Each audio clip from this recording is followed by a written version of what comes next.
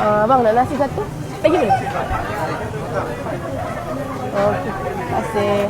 Bang, ikan bakar bang. Saya kat mana hari ni? Ni kat apa lah? Tilapia. Berapa seekor? 15. Boleh nak seekor? Okey, boleh. Terima kasih bang. Gerang berapa bang? RM15. Boleh lah? Okey, terima kasih. Harga? Nama cik ya. Okey, terima kasih. Ada soto bakar. RM25 seekor. Abang, sotong ni paling kecil berapa harga bang? 30. 30? Ya. Jalan dulu. Jom. Kita kecap.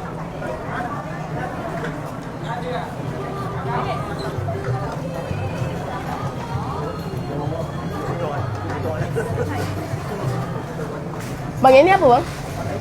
Daging salai, masak lemak. Ni kambing Kari kambing. Ni gulai kari daging.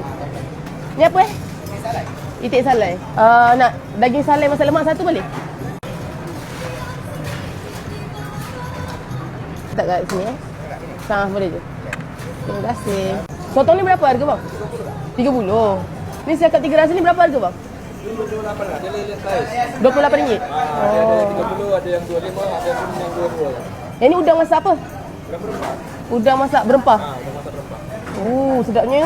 Ketan masak lemak pun ada. Yang ni berapa ringgit? RM14. 14 ke 18. Sedapnya. Ayam bakar ada. Udang masak lemak pun ada. Oh, sedut. Jom. Banyaknya lauk. Pari asam pedas pun ada. Abang, nak minta sayur kerabu tauge letak kat nasi boleh? Okey, dah cukup. Okey, terima kasih.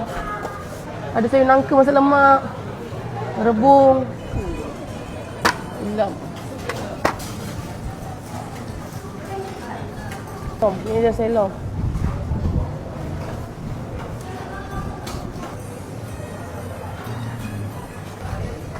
Sambal belacan limau, sambal belacan quinin. Sambal belacan dia.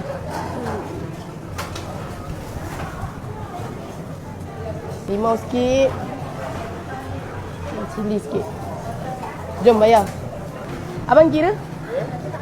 Tilapia RM16. Kerang. Sayur, ulam, nasi.